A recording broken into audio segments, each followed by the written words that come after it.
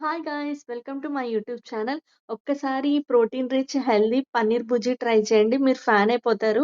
And మీకు బాగా నచ్చుతుంది కూడా. అండ్ చాలా సింపుల్ ఈజీ, బ్యాచిలర్స్ కూడా చాలా ఈజీగా చేసుకోవచ్చు. అండ్ వంట రాని వాళ్ళు కూడా ఈజీగా ట్రై చేయండి. అండ్ చాలా బాగుంటుంది. అండ్ హెల్దీగా ఇంట్లోనే ప్రిపేర్ చేసుకోండి. ఫస్ట్ ఇలా వెజ్జెస్ అన్ని కట్ చేసి అండ్ పక్కన ఉంచుకోండి. తర్వాత పాన్ పెట్టి కొంచెం బటర్ యాడ్ చేసుకోండి.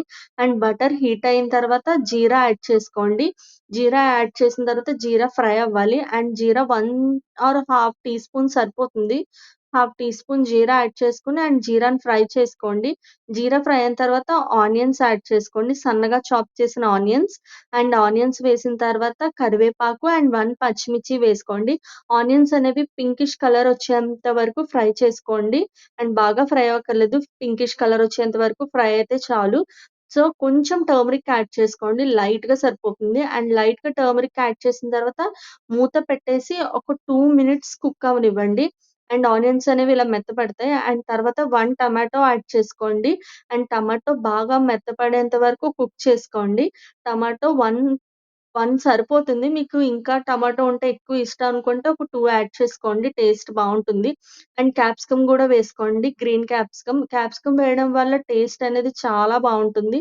అండ్ ఇది రైస్‌లోకి వేడి వేడిగా రైస్‌లోకి అండ్ రోటీల్లోకి అండ్ వితిన్ దోసలో కూడా చాలా బావుంటుంది.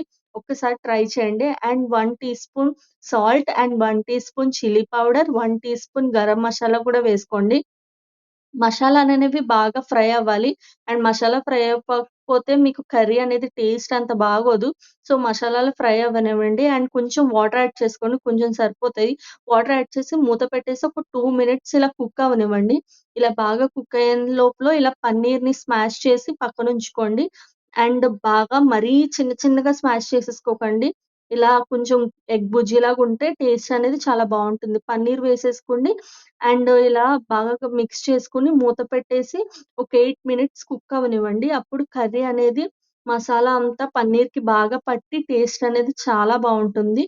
అంతే, చాలా ఈజీ అండ్ టేస్టీ రెసిపీ ఇది. Protein rich.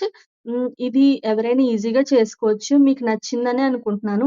ఈ వీడియో మీకు కొంచెమైనా యూజ్ అయ్యుంటే లైక్ చేయండి అండ్ షేర్ చేయండి అండ్ సబ్స్క్రైబ్ చేసుకోండి నా ఛానల్‌ని.